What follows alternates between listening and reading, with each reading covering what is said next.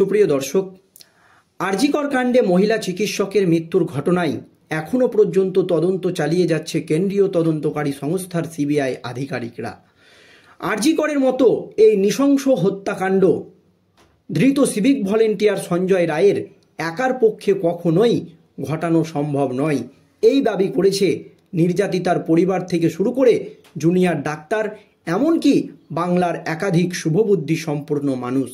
কিন্তু আরজিকর কাণ্ডের প্রথম দিকে যে তদন্ত করেছিল কলকাতা পুলিশ বা রাজ্য পুলিশ, তখনকার তদন্ত প্রক্রিয়া নিয়ে মানুষের মনের মধ্যে জল্পনার শেষ নেই।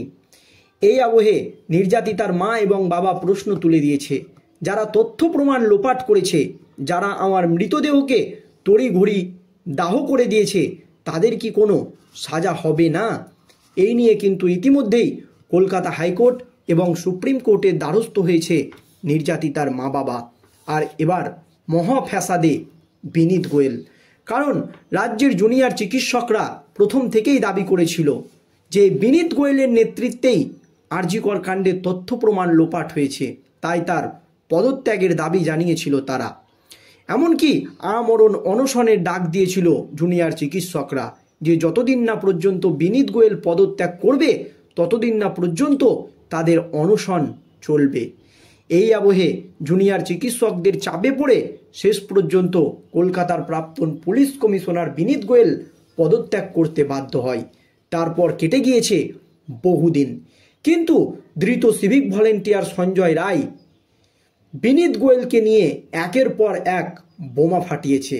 তাকে শিয়ালদহ নিম্ন আদালতে তোলার সময় একেবারে বিস্ফোরক দাবি করেছে ধৃত সিভিক ভলেন্টিয়ার সঞ্জয় রায়। তিনি জানিয়েছে তাকে চক্রান্ত করে ফাঁসাচ্ছে বিনীত গোয়েল। বিনীত গোয়েল সবটাই জানে, বিনীত গোয়েল তাকে মুখ খুলতে বারণ করেছিল।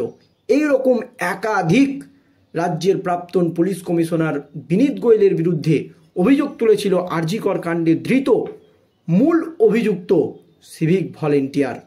আর এবার কলকাতা হাইকোর্টের প্রধান বিচারপতি টি.এস. শিবাজ্ঞানামের একেবারে চরম পদক্ষেপ বিনীত গোয়েলের মামলা নিয়ে। ঠিক কি হয়েছে, কি পদক্ষেপ নিয়েছে কলকাতা হাইকোর্টের বিচারপতি, দেখুন। আরজিকর কাণ্ডে সিপি সংক্রান্ত মামলা থেকে অব্যাহতি নিলেন প্রধান বিচারপতি টি.এস. শিবাজ্ঞানাম। ব্যক্তিগত কারণে মামলা ছাড়লেন প্রধান বিচারপতি। নিহত চিকিৎসকের পরিচয় প্রকাশের অভিযোগে বিনীত গোয়েলের বিরুদ্ধে কলকাতা হাইকোর্টে দায়ের হয়েছিল মামলা। আরজিকরের ঘটনায় বিনীত গোয়েলের বিরুদ্ধে দায়ের হয় জনস্বার্থ মামলা। সেই মামলা থেকে এবার সরে দাঁড়ালেন হাইকোর্টের প্রধান বিচারপতি টি.এস. শিবাজ্ঞানাম। নতুন বেঞ্চে হবে পরবর্তী শুনানি। প্রধান বিচারপতি একথা পরিষ্কার জানিয়ে দিলেন। কলকাতার প্রাক্তন পুলিশ কমিশনার বিনীত আরজিকর কাণ্ডের জেরে রোষের মুখে পড়ে পদ থেকে সরানো হয় তাকে। নিহত তরুণী চিকিৎসকের পরিচয় প্রকাশের অভিযোগে তার বিরুদ্ধে জনস্বার্থ মামলা দায়ের হয়েছিল কলকাতা হাইকোর্টে। সেই মামলা থেকে এবার সরে দাঁড়ালেন হাইকোর্টের প্রধান বিচারপতি টি.এস. শিবাজ্ঞানাম। ব্যক্তিগত কারণ দেখিয়েই মামলা থেকে সরলেন তিনি। আরজিকর হাসপাতালে তরুণী চিকিৎসককে ধর্ষণ করে খুনের ঘটনায় 9 আগস্ট হাসপাতালে যান কলকাতার তদন্তাধীন পুলিশ কমিশনার বিনীত গোয়েল। সেখানে সংবাদ মাধ্যমের সামনে মুখোমুখি হয়ে নির্যাতিতার নাম উচ্চারণ করে ফেলেন বলে অভিযোগ ওঠে বিনীত গোয়েলের বিরুদ্ধে। বিষয়টি নিয়ে বিতর্ক শুরু হয়, আর এই বিতর্ক শুরু হতে খুব বেশি সময় লাগেনি। পুলিশ কমিশনার ধর্ষিতার নাম প্রকাশ করলেন কোন যুক্তিতে, ওঠে প্রশ্ন। সেই নিয়ে আদালতে মামলা দায়ের হয়। এক আইনজীবী কলকাতার প্রাক্তন পুলিশ কমিশনার বিনীত গোয়েলের বিরুদ্ধে জনস্বার্থ মামলা দায়ের করেছিলেন। বিনীতের বিরুদ্ধে এফআইআর দায়ের করলেও আবেদন জানাননি তিনি।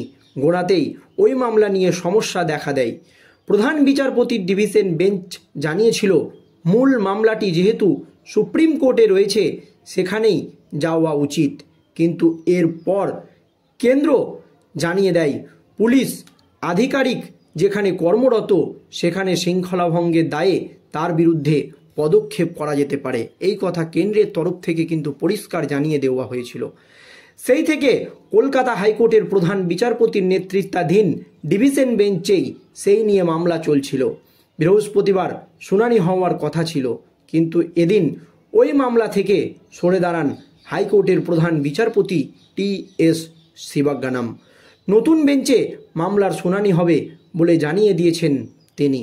তবে কোন বেঞ্চে তা এখনও কলকাতা হাইকোর্টের প্রধান বিচারপতি টি.এস. শিবাজ্ঞানাম তা জানাননি। আরজিকর কাণ্ডের গোড়া থেকেই কলকাতার প্রাক্তন পুলিশ কমিশনার বিনীত গোয়েলের ভূমিকা নিয়ে প্রশ্ন তুলে দিয়েছিল জুনিয়র চিকিৎসক থেকে শুরু করে সিনিয়র চিকিৎসক, এমনকি নির্যাতিতার মা বাবা, এছাড়াও বাংলার সমস্ত শুভবুদ্ধি সম্পন্ন মানুষ। তথ্য প্রমাণ লোপাট এবং হাসপাতালের হামলার ঘটনায় তার ভূমিকা নিয়ে প্রশ্ন তোলেন খোদ নির্যাতিতার মা বাবা, আন্দোলনকারী চিকিৎসকরা।